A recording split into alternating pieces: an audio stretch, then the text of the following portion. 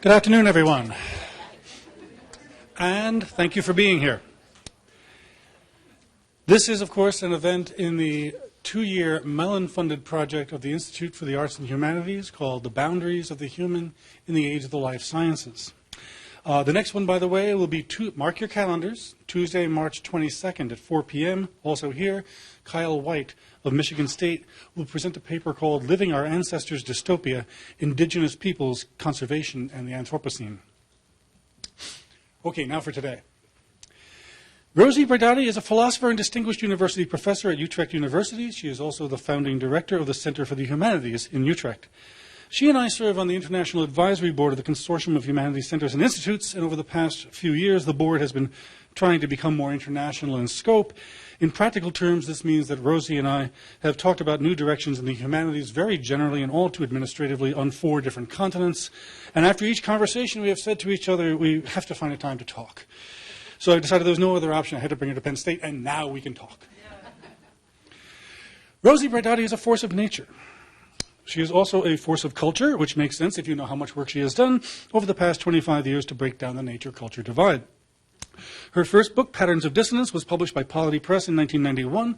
Her second, Nomadic Subjects, Embodiment and Sexual Difference in Contemporary Feminist Theory, was published by Columbia in 1994 and was the book that put her on the Deleuzian mattering map, so to speak, as a neo-Spinozan theorist of subjectivity, gender, and the world. This means, basically, that she refuses the Cartesian dualism of the world out there and the world in our heads, the distinction between the res extensa, that would be you all out there, and the res cogitans, that would be my gray matter. For Spinoza, Deleuze, and for Braidotti, your inside is out and your outside is in. In 2002, Braidotti published Metamorphoses toward a Materialist Theory of Becoming, in which she deepened her analysis of structural transformations of subjectivity in post-industrial postmodernity. In 2006, she published Transpositions on Nomadic Ethics. And 3 years ago, she officially ushered us all into the world of the post-anthropocentric, post-industrial, post-Eurocentric, anti-dualist, and mostly but not completely anti-humanist world of the posthuman. In the posthuman, Braidotti elaborates a vision of the humanities in which the human is not the measure of all things, in which universalism is not something dreamed up by and limited to white Western men of property, and in which our relations to other species are conceived in terms of symbiosis and entanglement rather than in terms of the putative hierarchy of the food chain or the teleological conception of evolution, in which we get to do what we want because we can, that's the food chain part, or because for now we showed up last, that's the evolution part. And Braidotti's work, the posthuman, is post not because the human is over and done with, but because the idea of the human that has animated the humanities for the past 500 years has turned out to be too exclusive, too inadequate to the ecosphere we inhabit and the technologies we have invented.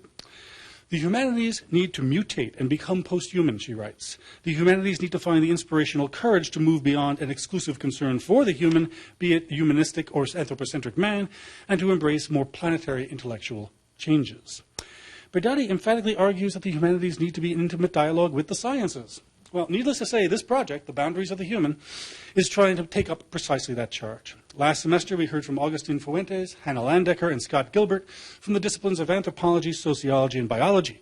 We learned that we are far more imbricated in the natural world than humanism has allowed for, from our intraspecies development as hominins to our interdependence with bacteria, literally at the gut level. As Scott Gilbert put it, we are all lichens. This semester, we open this edition with Boundaries with a visit from Professor Braidotti precisely because she will challenge us to pursue these lines of flight from old-school humanism to the brave new worlds of posthumanism. But we also open with Professor Braidotti because, as those of you who have read her work well know, her writing about vital matters and about the vitality of matter is so vivid, so compelling, as if her prose responds to or corresponds to or amplifies the intense theoretical energies she channels from the past 40 years of anti-humanist, post-humanist, and whatever humanist work. Today, we have with us a scholar whose lecture might change your life or your conception of life. Please join me in welcoming Rosi Braidotti.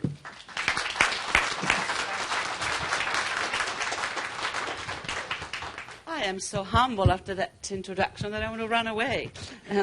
Thank you so much, Michael. It's an enormous pleasure to be here. An honor to be in such a distinguished university. Good that finally we can have that famous conversation, and a very honored also to be part of the Mellon, very necessary, important, timely Mellon project. So thank you and your team for all the work you've done, also to bring me here, including the thunderstorms and the various things we had to overcome yesterday. And wonderful to be in a place where I have so many friends. I salute my Australian sister, Claire Colebrook, sitting in the audience. Fantastic to see you. You are working in a heavenly place. Count your blessings.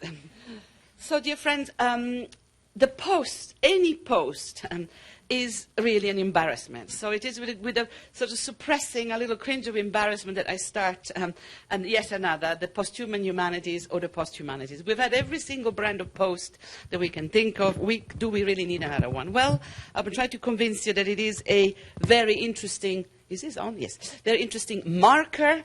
It's a very interesting sort of bookmark phenomenon. It is not exactly a concept. I will tell you more about it in a minute. But we are in the middle of a kind of a turn of sorts, of maybe a raise of consciousness, a change of consciousness that I have coded, for lack of a better word, a posthuman turn. In the book, if you know it quickly, I describe the posthuman as the convergence. It's a convergence phenomenon, bringing together with explosive force a long history of posthumanisms with a long history of post-anthropocentric thinking. Posthumanism and posthuman as in posthumanism and posthuman as in post-anthropocentrism are really quite different. They intersect, they cross over, but they do have different genealogies and different charges. Posthumanism focuses on the critique of the humanist ideal of the man of reason, the man of property, as Michael put it. And the post-anthropocentric thinking criticizes species hierarchy and advances ecological justice and other forms of earthbound justices. Only for the Derridians do the two of them go together. And I wonder how they do that. The posthumanism results in post-anthropocentrism, as if there was an inevitable deconstructive connecting logic. And in my thinking, we have here two different discursive strands, two different genealogical traditions, which, again, in the field that I'm in, continental philosophy, they profit from a long tradition of French philosophy that deals with life and matter, going all the way back to Diderot and the 18th century, through to the thinkers of life that shaped my teachers, Canguilhem, who trained Foucault, Gaston Bachelard, who trained both Deleuze and Michel Serres. Imagine having two students, and I have two students, and Serres and Deleuze. Long tradition. Let's not forget that French philosophy has an epistemological tradition that is also coded as enchanted materialism, the materialism of the flesh. I would put the Marquis de Sade in that category. The whole tradition of feminist phenomenology of Simone de Beauvoir. I would put all of the negritude movement in there, Fanon, Césaire, and all the enlightened neo-materialist universalists, the great tradition of post-colonial French theory that actually gets forgotten in the high hegemony of English language and post-colonial thought. And so all of that is there. And so I would really beg you to treat this materialist tradition, even philologically, very seriously, because it's grounded in what is strong about French philosophy, which is this type of bodily materialism. And it gets truncated during the war. We forget a little bit about it, but it's right there. Please resurrect it. And also, the post-anthropocentric work profits from, in my work, the anatomy of advanced capitalism proposed by Deleuze and Guattari. And I will give you a synopsis of 1,000 Plateaus in a minute, just to throw it in there to keep you happy. So for me, this convergent phenomenon not only brings the two traditions together, there's a real crossing over, there's a real transversal connection here, but also allows a qualitative leap of the argument in a new direction. So the cartography that I want to give you comes from a very situated perspective. I'm giving you my cartography of this, more about this in a second. If you were a Derridian, you would give a different cartography. One deconstruction results in the other. Looking forward to discussing this in the seminar tomorrow. It is also clear that in my work, the attraction for anything that opens up and complexifies the human comes from a tradition of anti-humanism. Now, here we go. We can now pour the first gin and tonic. I hope you have new distilleries in Pennsylvania for me. I am single-handedly responsible for the return of gin in Europe. It's me. When all of you guys were doing vodka, I was keeping up a time-honored proletarian working-class tradition. Yes, anti-humanism is part of this. It's a distinct tradition. And for those of you who have had post-structuralist teachers such as ourselves, it should be obvious. Nietzsche, the impact of Foucault's Death of Men, Roland Barthes' Death of the Author, Derrida's Death of the Human, that taking leave from European humanism for a number of reasons. It will be another lecture to go into this. I would love to give it, but not today. Anti-humanism. It's not post-humanism. It's something else. It's a real call for accountability for the historical and speculative disasters that have been made in the name of humanism. And there's hardly any crusade or war that didn't have humanism in its banners in the tradition of my culture and pretext for going to war. The contemporary version, of course, humanitarian wars. We're also known as military humanism, as Chomsky so wittily as ever put it. How does he do it? He always has the right term for the right perversion of our system. So you notice immediately the methodology, and I'm coming to it now, cartographic accounts. I'm providing a plane of composition, a reading, a figuration, a plateau for something that I call the emergence of a posthuman turn. It's a figuration, not a concept.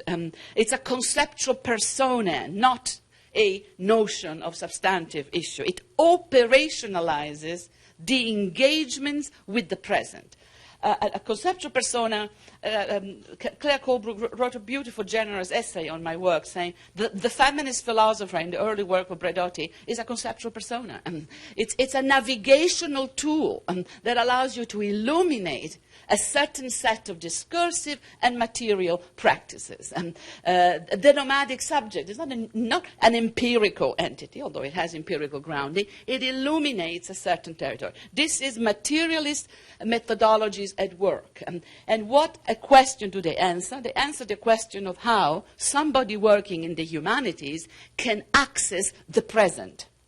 Outside gathering big data, the famous big data, and going into the little convoluted, is what Megan Morris calls faking it, going in for the anthropological turn, the ethnographic turn, pretending that we have the empirical grounding that we are forced to have by some sort of dictate of general sort of doxa at the moment, for preventing the humanities from having the methodologies that we have always had, which are more speculative, more linguistic, more philological, that don't have to be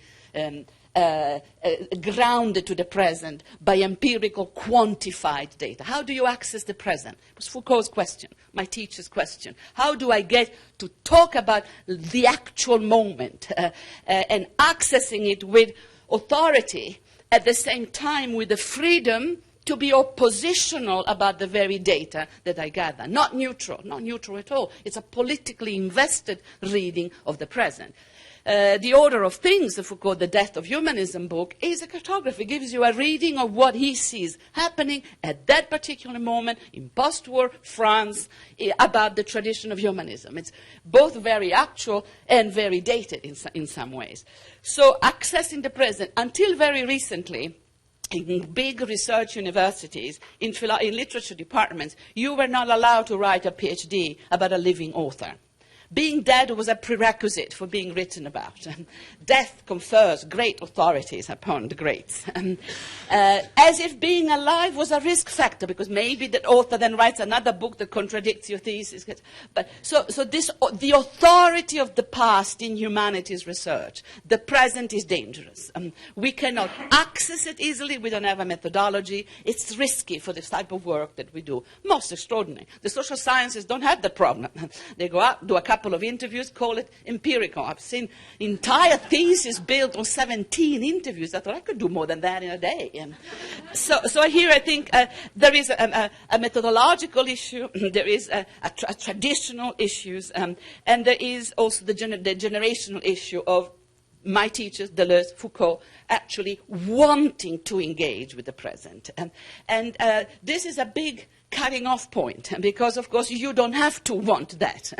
But every critical epistemology that has come out of the studies areas to which I will return since the 1970s has engaged with the present passionately and oppositionally. Just think of women's studies mutating into gender studies, mutating into LGBT studies. A here and now, but a here and now that is never to be taken for granted, that needs to be constructed. Constructed for what purpose? For the purpose of being criticized. So that is the question that a navigational tool, a conceptual persona, a figuration allows you to answer. If we need to navigate the present, my navigational tool is this particular one. It doesn't mean that it is in itself an entity that needs to be historicized or situated. It is a tool. So the posthuman allows us to track a number of issues. And in my work, I have also crossed over this particular materialist methodology with feminist politics of location and anti-racist post-colonial perspective, situatedness. I think that feminism's great contribution to thinking in the philosophical tradition is situatedness. Speak from where you are. Don't do the God tricks. Politics of location. Adrian Rich, 1984, revisited in the Sandra Harding, Donna Haraway debate of the 1990s, reaching the epistemological consensus, situated knowledges. It changes everything. If you're forcing any scientific statements to actually land somewhere, where are you speaking from, buddy? Where does that come from? As opposed to what they call the transcendental trick, which is the God trick, which is disembodiedness, disembeddedness, and lack of accountability. This issue about the feminist epistemology is very important because we've entered the phase of canonization now, and we've just seen 1,032 pages of Oxford Handbook of feminist theory that really canonizes the field. And you see the materialist accountability, the situated, emerging everywhere as the distinctive feature of this movement as a conceptual movement. We've also changed the world, and maybe we elect the first female president of the United States, but that is a different story. Okay, so conceptual persona, if you do it with Deleuze, cartographic figurations, if you do it with Foucault, accountability, groundedness, and the work of critique as a work that consists in creating figurations, accounts, cartographies that we can exchange. Critique goes with the creation of figurations, concepts, ideas, notions, and cartographies. Critique and creativity. It's not critique and opposition. It's not critique and revolution. It's critique and creativity. So the force of the imagination here is enormous. It comes essentially from Spinoza. Spinoza is the thinker that gives the imagination a royal place. He has had great and less great readers. I think in the early generation of French Spinozists, people talk about the French Spinoza as the generation of the 70s that read Spinoza. I think it's Tony Negri's Savage Anomaly that is the book on the imagination in Spinoza. And it's a very great book. Negri before before Michael Hart. Savage Anomaly, the function of the imagination in Spinoza, creativity, leaping across, making connections. Actually, not doing opposition in the negative mode, but doing oppositional to the creation of alternatives. I think that is really where, again, feminism resonates. I remember John Kelly's great essay, the feminist theory as the double cutting edge. And one side cuts into critique, the other side cuts into creativity, alternatives. I don't know what your image of feminism is, but I would like to plead for feminism as one of the funniest, wittiest, wackiest movements that ever lived. If you see the early stuff, just give it a shot. Don't stay with the platitudes that have emerged in the last 15 years. These women rocked, and they were 15 years old. They never shut up, is the only problem. I think we have to put Gloria Steinem, Germaine Greer on some sort of quarantine and give Meryl Streep an intensive coaching course. No, we're not all African, sorry. But I think there's a job for you, younger generation, to do. So, what is the question of the posthuman? It's a multiplicity, not a single question. It's a convergence. It's an emerging field. No single issues, but there cannot be single issues in any accounts of the humanities today. This is not a single issue era in thinking. And we need to think complexity and multiplicities, which means keeping different and potentially contradictory ideas in our head. Lots of gin and tonic can help, but training to think about ourselves as nomadic, open subjects is a great help, because if you let go of the fear of actual unity and you open up, actually it comes quite easy. We multitask all the time. We just have to be able to think of ourselves in those terms. So the fact that it is a multiplicity means that it covers a variety of different positions. I prepared some slides in a way simply to give you a bibliography that is digestible. So otherwise I say names and you think she is in a delirious state of free association. So I have done it concretely. Let's look at what the question of the posthuman is.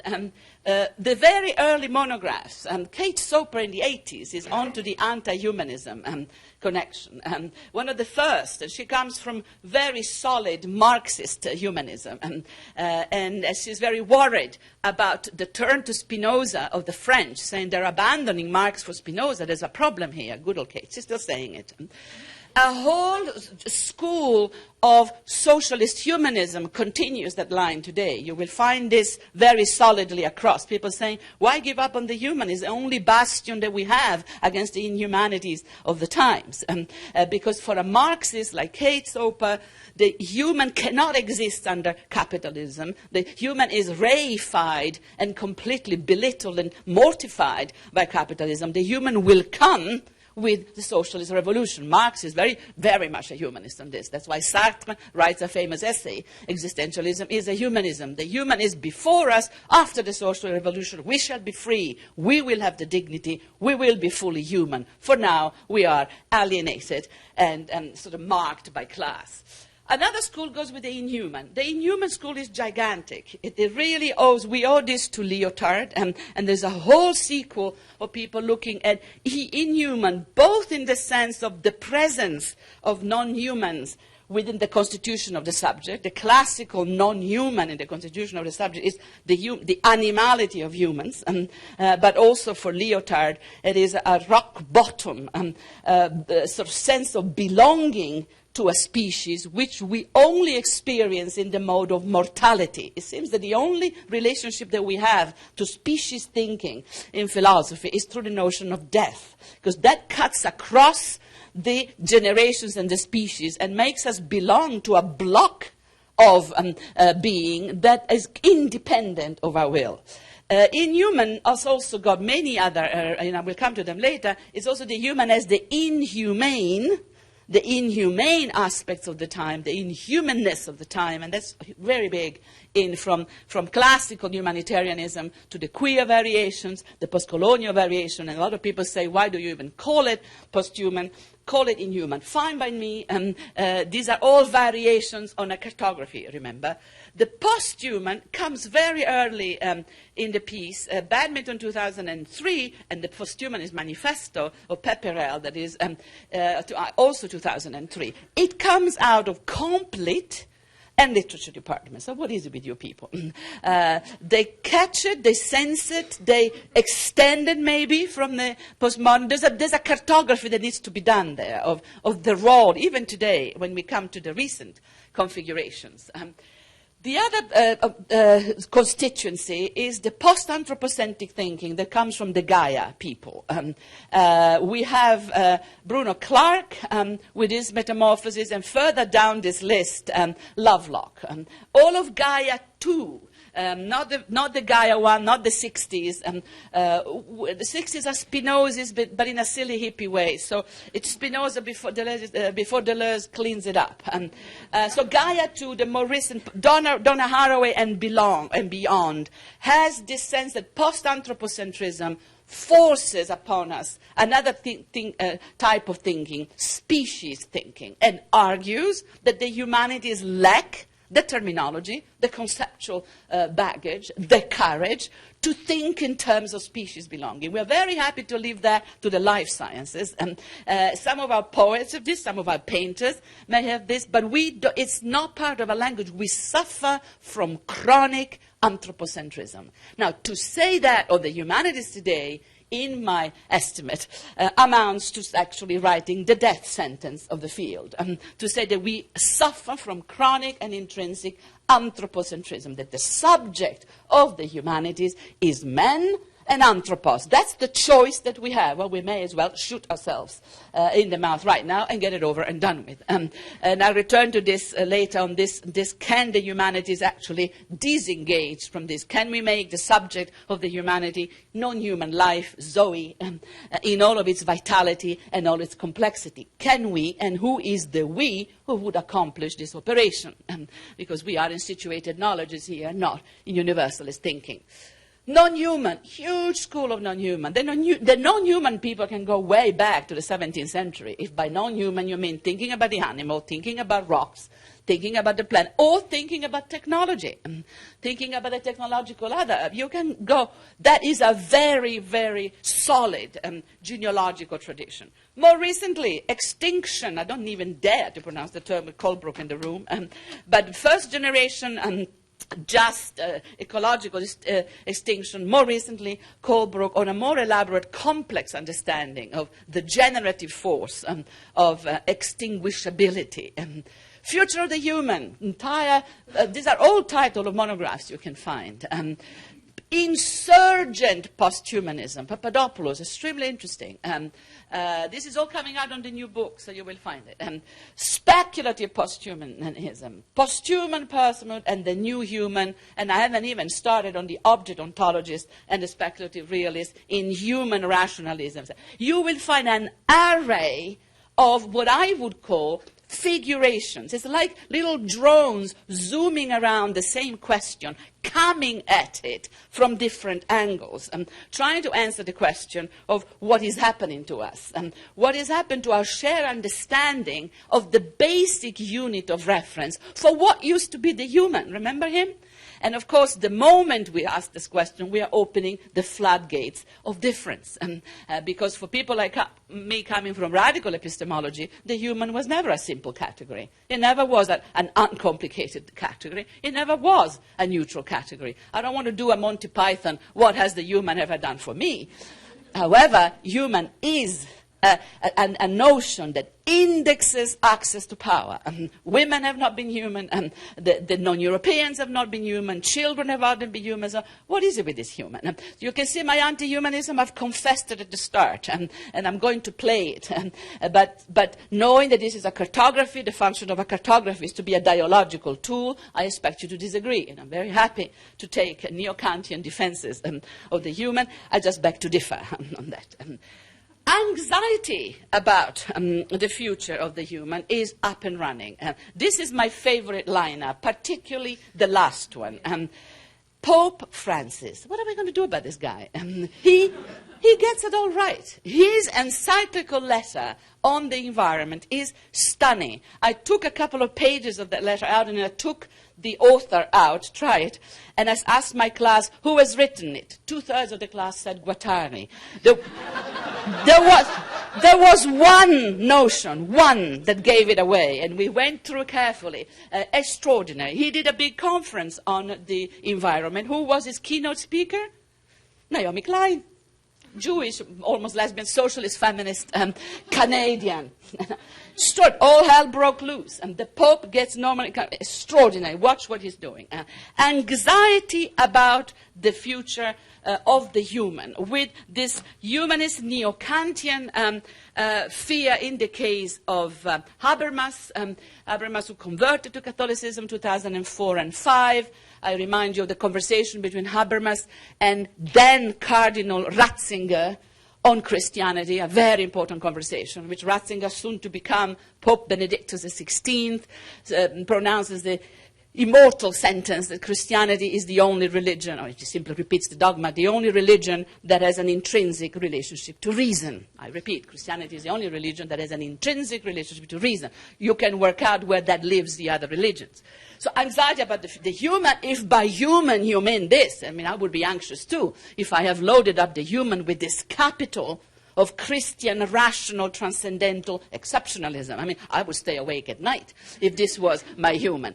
In the case of Francis Fukuyama, because the intellectual power is considerably smaller, we only have fear about the implication of liberal legislation for this. Should we put limits, says Fukuyama, to what we do with biogenetic experimentation, because the biogenetic is, of course, at the core of this. Peter Sloterdijk nobody ever understands what he's talking about, but he's also trying to regulate, he's rewriting Heidegger's letter on humanism for today, saying, what have we done today? A lot of anxiety.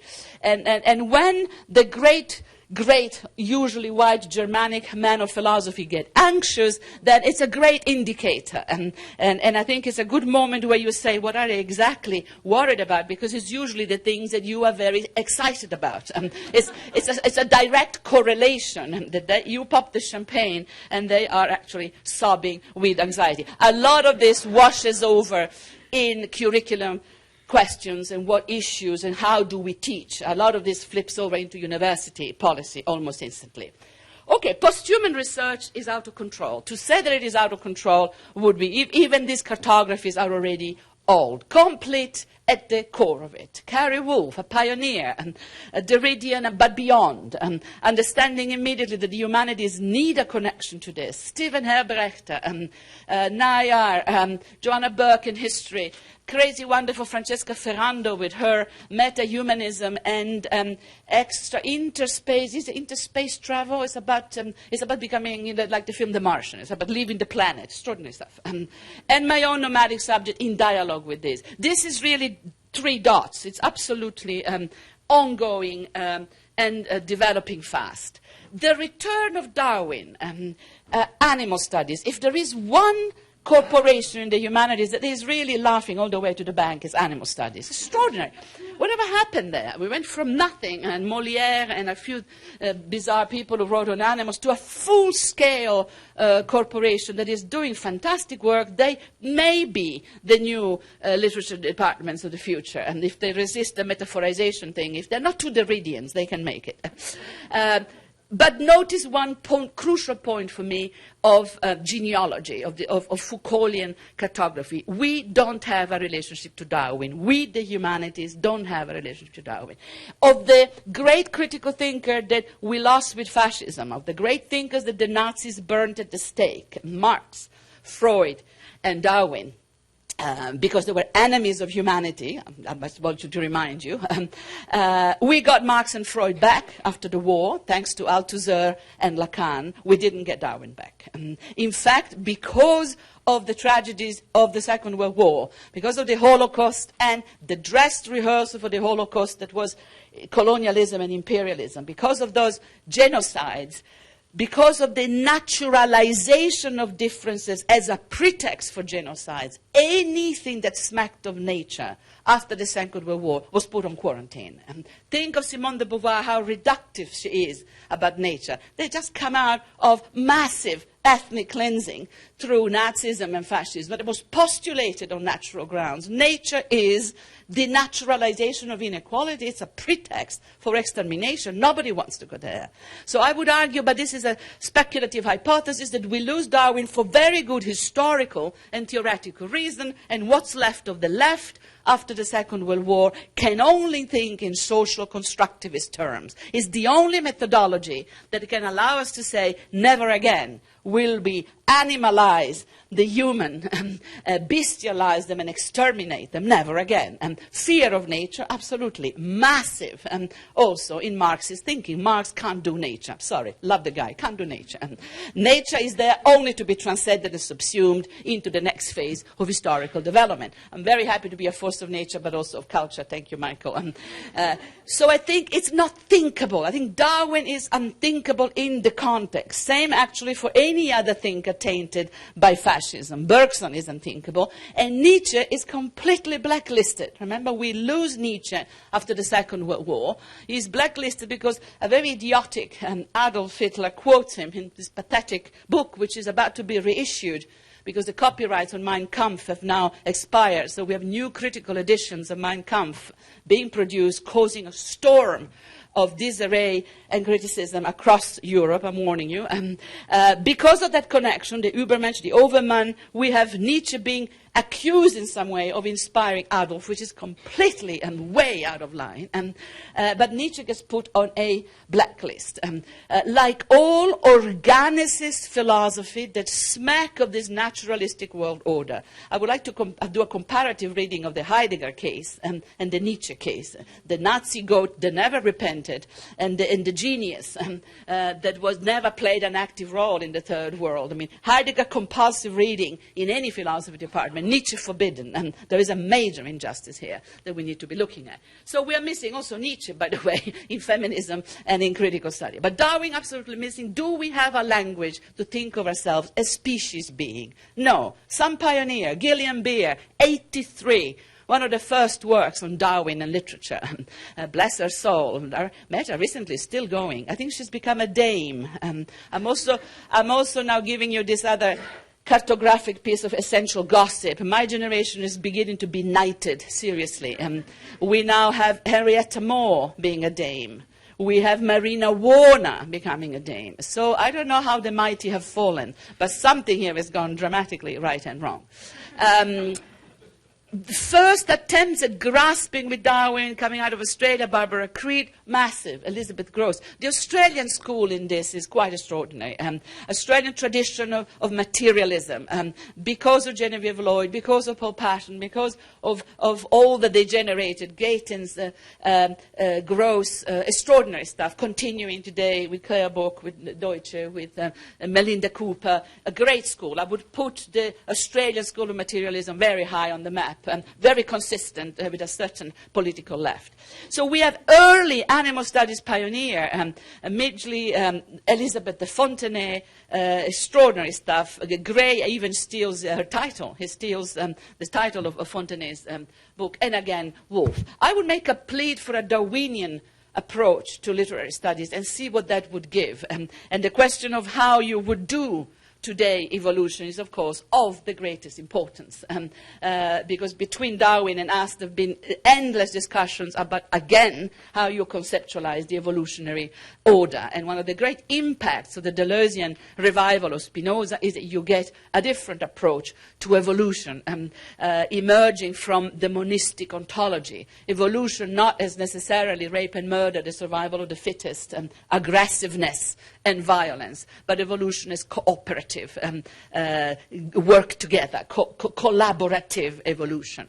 I think you see the alliance, also known in our horrible languages, agencement, assemblage of monistic philosophies, with the new biology of Lynn Margulis, a lot of Guattari, 3 ecologies, and you get the microbial understanding of evolution.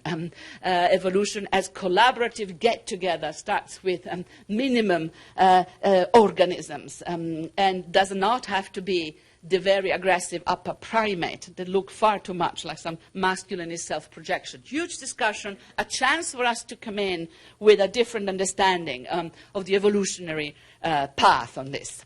Okay, here is my school, my people, my family, the monistic people. Rethinking life in a monistic frame. That is, I think, if the Deleuze moment, which is in a sense passé, if that has done anything, it has made monism thinkable. We are one matter, intelligent and self-organizing. The embodiment of the brain, the embrainment of the mind. You can enter the conversation from any angle you want. You can do it with neurosciences, you can do it with biology, evolutionary theory. The quarrel with evolutionary psychology couldn't be bigger, couldn't be more intense once again. And I think the whole monism thing, which I will tell you more about in the conclusion if I ever get there, is really giving us an ontological platform by which we can make sense when we speak of ourselves as a we, interconnected to multiple ecologies of belonging. At least the three that Guattari points out: the psychic, the social, and the environmental. At least three plateaus, but they get complicated immediately. You can multiply them on the spot. We are at least multi-layered and accountable to those three. Politics of Light itself, the mighty family of the Roses: Stephen Rose, Hilary Rose, this is Nick Rose, the little brother. LSE gone to King's, Politics of Life itself. Neo-Kantian, little bit, it's kind of residually Neo-Kantian, but massively Foucaultian.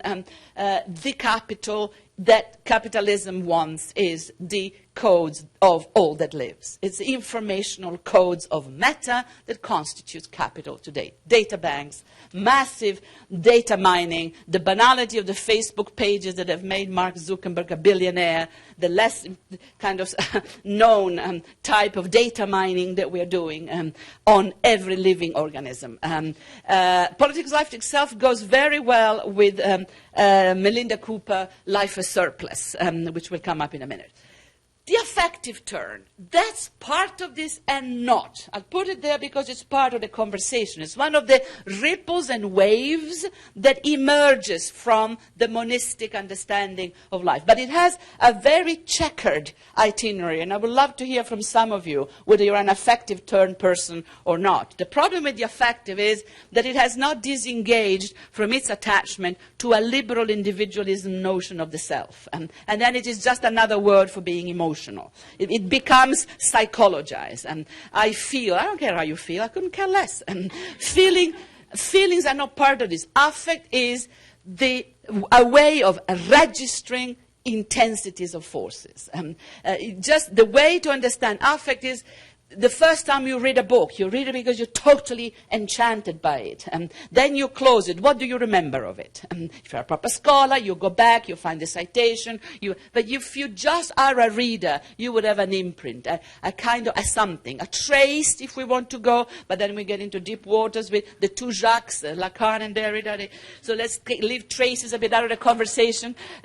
More like an impact. It goes with the Spinoza's idea that we are affective entity in that we are affected by and capable of affecting others. It's about relationality. And reading is a mode of relation. Breathing is a mode of relation. Can you see the danger of this? You sound like a hippie.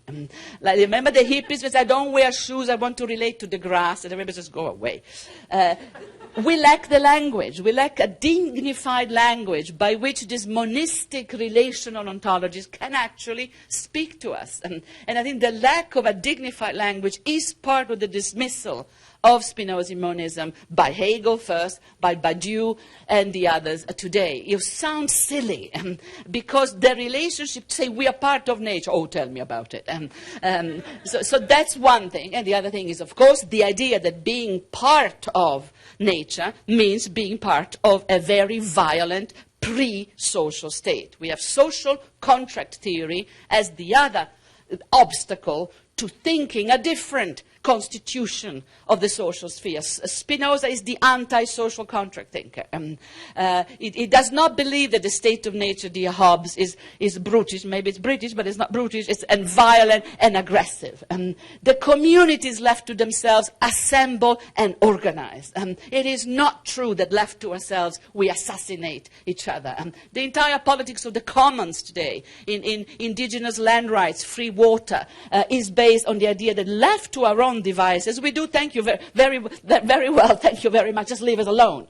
Whereas in social contract theory, the state intervenes to mediate the intrinsic, implicit, ruthless violence. And men are wolf to other men, and we know what the status of women is in societies, rapeable for the sake of the species. Think of the impact of evolutionary theory in in 2000 when they published the memorable Unnatural History of Rape. Do you remember that? It was a huge upheaval, justifying rape on evolutionary grounds because it increased the chances of reproduction if boys spread their oats, as we say in working class English. An extraordinary text which has been put under the carpet, but we need to bring them back now and hold them to accountability. The Natural History of Rape, it was MIT Press, it was not nothing, followed a few years later, and that did make a turmoil, but the bell curve on the natural inferiorities of non-European, of blacks. This is evolutionary theory, evolutionary psychology. So this is what we're looking at. And by comparison, Spinozaists are ontological pacifists, and they sound like we sound silly, but we are making a very important point here about basically a fundamentally positive vision of the human being as an affective entity that relates, collaborates, maneuvers, makes do. And the state comes in essentially to make trouble. The state for Spinoza is a mechanism of capture. This is the language of Deleuze. It belittles you, it contains you, it's potestas, it's the negative face of power. We have to have it, but as little as possible. And you may know that in the theological political treaty, Spinoza argues very firmly for a republic, say only the people can decide what is good for them. Hello? Compare it to the social contract theory, to the apology of colonialism in Hobbes, in Locke, absolutely explicitly, and white man's burden in the name of our superior understanding of a social organization based on a nature-culture device and a certain understanding of reason. We are in a very different universe, but we have not done enough work to defend this. So the affective is there without question, without brackets, because I don't quite know where to put it. I'm worried about it, but it belongs to the conversation. Inventive life, our friends at Goldsmith and Warwick. Generative and viral life, Keith Ansel Pearson, a pioneer. He has dedicated his latest book to David Bowie, rest in peace. Carnal thought, subject, the type of post-phenomenological thinking of somebody like Vivian Sobchak, carnal thought, again coming from feminism, disability studies, criticizing the transcendental idea of a scientific reason that is always disembodied. Vibrant meta, extremely powerful. Agential realism, Karen Barad, posthuman performativity. The school of the Australians again, radical veganism. You vegans out there, how many do we have? Many. Up and running, beyond vegetarians. I'm so sorry I'm a leader of the carnivore, but I don't mind being eaten in return. I shall be. The worms will do justice. Non-dialectical materialism, one of the early Derridians, student of Gross, of course, and the new materialisms. We really have to put it in the future, in the plural. There are so many. This is the Dutch school of Iris and Dauphine, but there are many, of course, going around. So, post-human feminist theory, I have to pay dues to my culture because I think it's one of the areas where the posthuman thought is the most rocking, the funniest, and I think the weirdest in some way. And from here I will spin off in a number of sort of considerations about why it is out of the radical epistemologies that we get some interesting evolutions on posthuman thinking.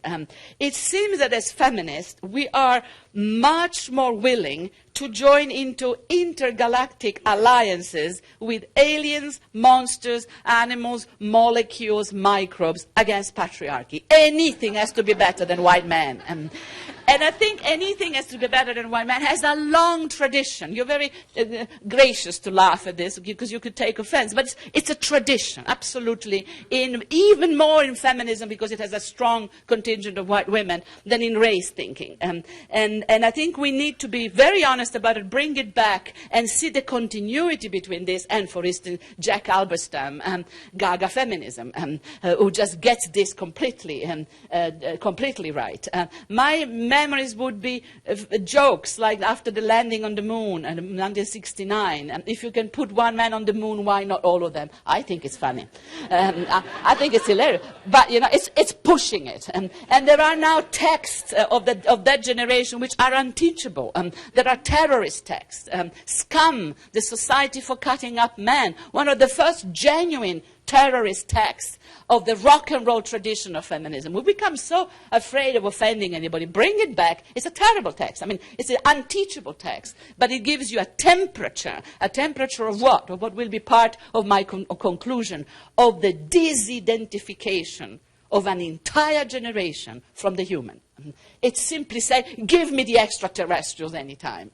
Rebecca West, the more I know man, the more I appreciate dogs. It's the exit strategy. It's escape from the species. And I think it's absolutely raging in your generation, whether it takes the form of the second life on internet or the fantasy of exit. It's this empathic bond, women, non-humans, including monsters and alien others.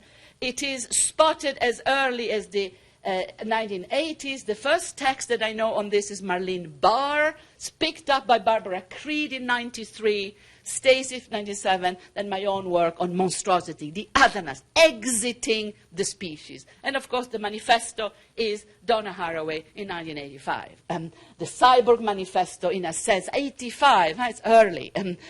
Subtitle, which is now completely edited out, is Socialist Feminist Manifestos for the 20th Century. That subtitle is edited out. Socialist Feminist Manifesto for the 20th Century. Or for the 1980s even. It's even very situated. So we get with the cyborg a sort of clear expression of this. And today, this is a quick lineup of contemporary queer inhumanism, trans posthumanism. Myra Hurd, of course, she's part of the project, Balsam or Halberstam, Pua and Livingstone, and so on and so forth. Colebrook belongs to this one as well. Queer inhumanism, part of a long tradition. So if you are in that, remember, you're not alone. And whether you do want the genealogical connection or not is your choice, but they are there. There's a long tradition of exiting, wanting out. And as a materialist cartographer, I always find, I was discussing this with Heather, that being in a group, knowing that others have done this before, not only strengthens you, makes you feel a little bit less lonely, that you are part of a people, a missing people. Defeats the narcissism, increases the power of affirmation, if you can see the swap there. Okay, the expression, Donna Haraway, what a genius. Donna Haraway really putting the nail in the coffin. The generic figure of the human is in trouble. If our authenticity is warranted by a database for the human genome, molecular database is held in an information database as legally branded intellectual property in a national laboratory with a mandate to make the text publicly available for the progress of science and the advancement of industry. Man, the taxonomic type, become man, the brand. It could almost be a mission statement for the contemporary university. This is what we do. This is what we do. This is the information that we mine. Even the new campus that Columbia is building, I visited there this semester in West Harlem, based on mind and brain. The whole neuro campus is absolutely based on these principles. So I would say, confronted by this, that we do have a posthuman predicament. We have a shifting of the location of the human. Man, the taxonomic type, become man, the brand.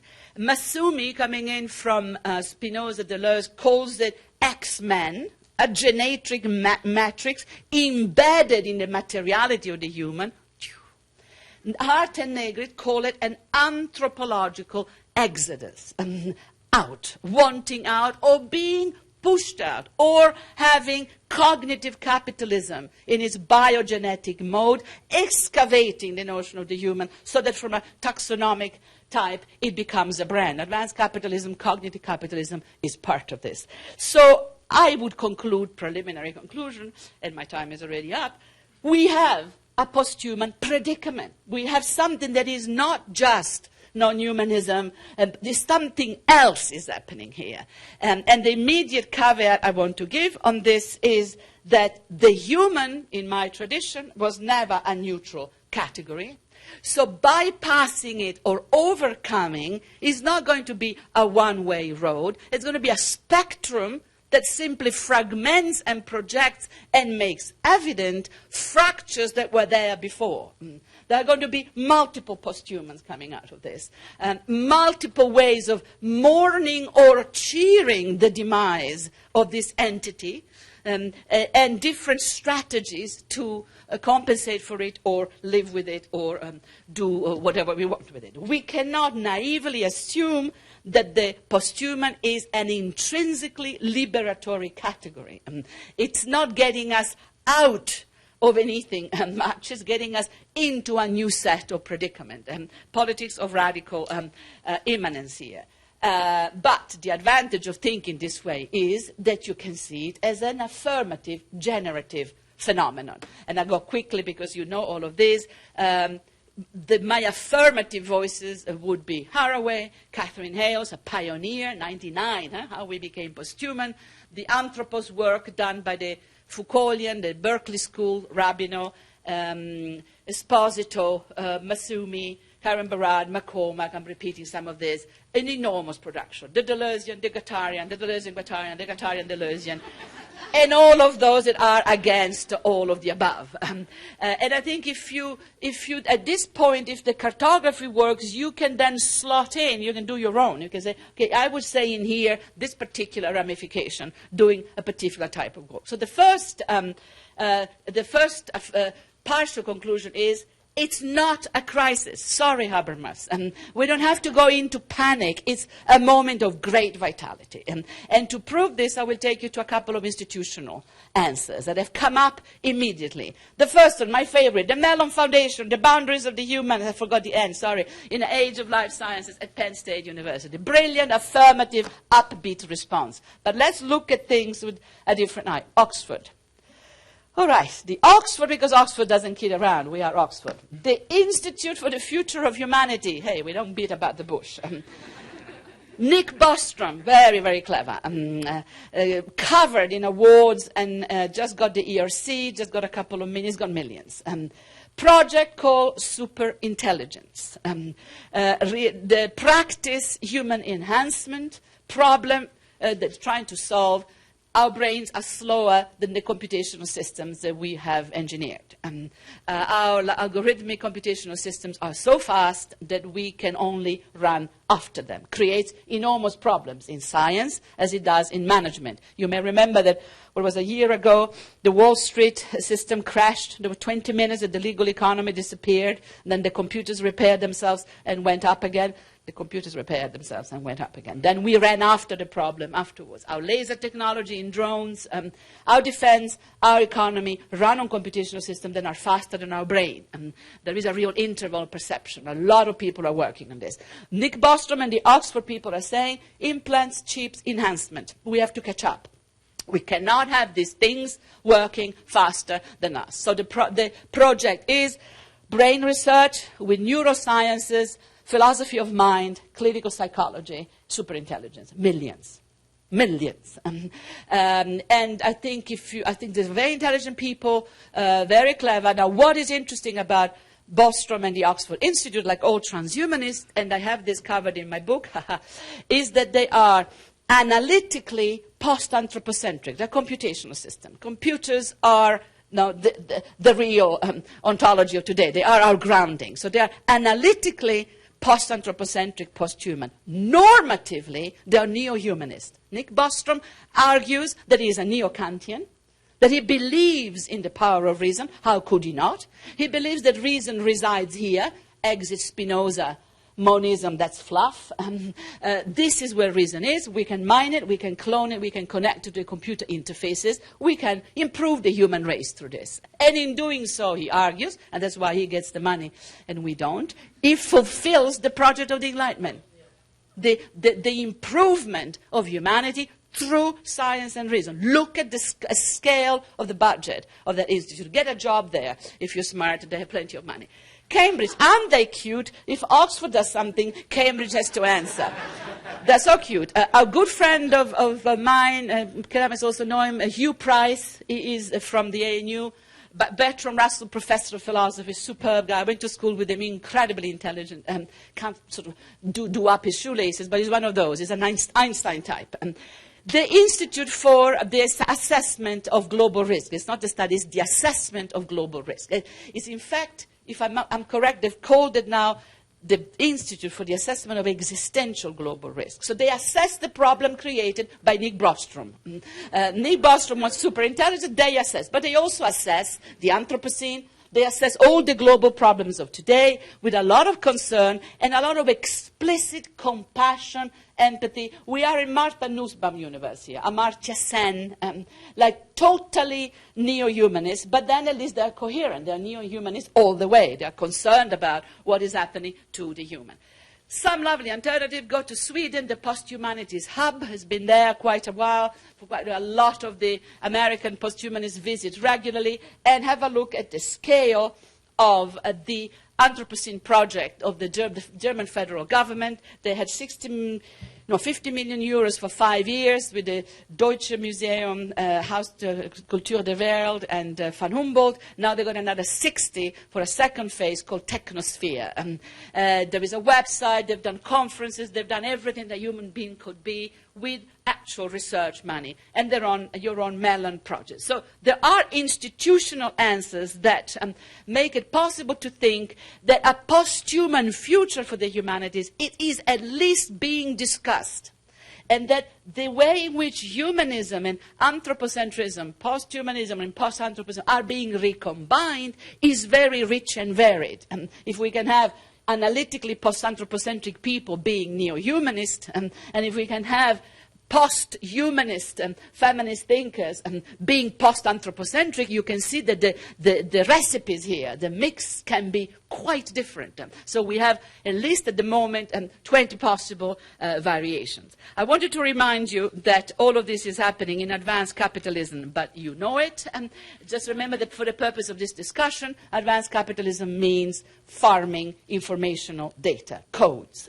genetic codes, informational codes. The double mediation that Donna Haraway speaks about in this seminal quote. Database, legally branded and made available. So you get biological mediation, biomediation, and informatic mediation. Our universities run on that. A lot of the humanities run on this. Okay, my conclusion. Since the 1970s, new interdisciplinary areas have emerged to actually critique both men and anthropos, to relinquish humanism, but also look at the devastation caused by blinded, demented anthropocentrism. Gender studies, women's studies, early environmental studies, post-colonial studies. Now, what I want to draw your attention to is the fact that these interdisciplinary fields call themselves studies. And they are like little assemblages. You could talk about interstitial spaces, wonderful term, and we would call it transversal alliances, same thing, emerging between the disciplines, around the disciplines, within the disciplines. I don't know, we need to really look at this carefully. But they call themselves studies, gender, feminist, queer, race, culture. Remember cultural studies? It was the forum in the 1980s. It made everything possible. It made people able to take media theory and bring it into political theory, look at football and bring it into race relation. Cultural studies was incredible, but how does it differ from complete? What is the correlation? Film and media studies. If there is a laboratory of the new, it has to be media studies. In Utrecht, media studies has 350 people in the first year enrollment. Philosophy has 12. Which is already something. It has since got all kinds of ramifications. So I wanted to draw your attention to this particular explosion of studies areas, saying, what have we got here? A nomadic exodus that already begins in the 70s? Or an internal disgregation of the disciplines that already generates this fungi, these microbial communities that call themselves studies, and how much of the vitality of the humanities in the last 30 years has been from these underfunded areas, and science studies, which your university has just suppressed, is part of this. They don't have an institutional home. They never fit anywhere. They are absolutely nomadic. They are rhizomic. They are floating. Now, it seems to me that we're now going through a second generation of critical studies, emerging from the posthuman turn, but very often driven by the same radical epistemologies. Cultural studies of science and technology and society are up and running. They've got their own journals. They've got their own conferences. Disability studies. Remember disability studies? It's become a powerhouse. What they do with otherwise embodied humans, particularly read with Deleuze, with radical monism. So my body is thus constituted. Who are you to tell me that I should look like you? Fat studies, success studies, celebrity studies, globalization. New media has gone into software studies, internet studies, game studies, algorithmic studies, and the list is open. I'm collecting studies. Please send me whatever you find in the way of studies. The inhuman or inhumane, which is gigantic, has created conflict and peace studies, human rights studies, humanitarian studies, trauma, memory, reconciliation studies. That's a post-1989 and a post-9/11 field, trauma studies. Death studies, which has just split into suicide studies, and the list is growing. So what do they signal, apart from an enormous vitality? I think that they signal that, first of all, that both institutionally and conceptually, the studies areas, which have always been a mixture of critique and creativity, innovative and challenging, a pain in the neck and incredibly clever, always underfunded, never adequately housed institutionally, are motor of unbelievable changes and transformations. They are the motor of innovation. The disciplines have folded upon themselves and self-replicate in rapidly shrinking territory, which is the genetic definition of extinction. The studies areas, on the contrary, have generated great vitality. But where does this leave the relationship between the two? Secondly, we have an intergenerational transition. First generation studies areas, second generation studies areas. Not always easy. We need bridge over genealogical accounts. We need to make cartographies that explain to what an extent continuities are possible within this radical tradition. And thirdly, I would call this the critical turn towards the post-humanities, in the end of monocultures of the mind, as Vandana Shiva calls it, the acknowledgement that we need to look at complex assemblages of human and non-human actors if we are to make sense of the world that we are living in. The pedagogy of this is defamiliarization, disidentification, but I need to skip that part because I'm out of time. But the pedagogic of this is disidentification. Take your leave from the familiar. I do that with the obvious masterpiece of philosophy that has been written on this. It's called the Anti-Oedipus. Get a life. Just do your own thing. Don't ask daddy for permission. Deleuze was firmly anti-Oedipal in his teaching. I'm not giving you the solution. Do the work. Praxis. Do it. Of course, Nike has been there before. Just do it. You can see where the game is. Within cognitive capitalism, the work of making a difference between what is a reterritorialization for the sake of profit and a deterritorialization for the sake of affirmation is a constant job. It's really tough being a critical thinker in this time and age. So defamiliarization and there, feminism, post-colonial theory have done wonderful work. My conclusion is I am worried. Only one thing worries me about this. And what worries me about this is the we. Is the we are in this together argument that worries me. Habermas worries me.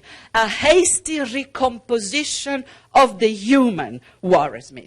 To quote Michael Berube and his team in this fantastic Mellon project, what are we to make of the fact that we're being invited to think of ourselves as a species in global universal terms at precisely the moment when species definitions seems to be in a flux as never before? How are we to think both contradictory thoughts simultaneously, to understand ourselves as human rather than as members of various tribes and clans, and to understand the human as a provisional and highly unstable category? How are we to deal with a humanity that re-emerges as a threatened, vulnerable category and is being thrown at us by corporate pan-humanism, UN humanitarianism, Nick Bostrom and the transhumanists with their convoluted revival of Kantian universalism at the back of the dismembering of the human, and multiple other sources. I looked and looked for an image for corporate pan-humanism, and I found it in my culture. In the era of Oliviero Toscani, Benetton produced the social imaginary, or we are in this together. One species, the human species, one race, the human race. The iconography is stunning. Look at the blonde females. I'm sort of strange. Hey, I do, but never mind. The black beauty, and in the middle, in case there was any doubt of where the future is, the little Buddha from Asia. Yeah. Reconciliation of differences, reconciliation of historical traumas, daring to say that we are in this together. What worries me is this hasty recompositions, the erasure of all differences in the name of something that is also urgent, the Anthropocene as a call to arms, to recompose the human because we are in danger. Well, excuse me, are we, first of all? Yes, well, maybe, but the human is not a unitarian category, and here my paper can start all over again. And if we have taken our distance from the human, then I am not in favor of even a partial rapprochement with universalism, to answer the question of the Mellon project. I am in favor of situated and lucid acknowledgements of the multiple differences that compose even the access to the posthuman condition. I would be devastated if the posthuman is a pretext to actually wipe out all differences and start again with universal rationalism a la Oxford. Laboring towards neo-materialist embedded perspective, I would like to acknowledge that we is a people to come, that the people to come is not messianic, it's a community that needs to be composed at each and every project. The we has to be found, assembled, negotiated. We, the people, does not actually exist, predate the utterance. The we has to be composed, has to be made into an assemblage. And if we start from the idea that we need a complex, fractured recomposition of the human, then I think that we are looking at many complex, contradictory ways of becoming posthuman, maybe together, maybe not. But remember, I come from a tradition that says, what's the human ever done for me? Thank you for your patience.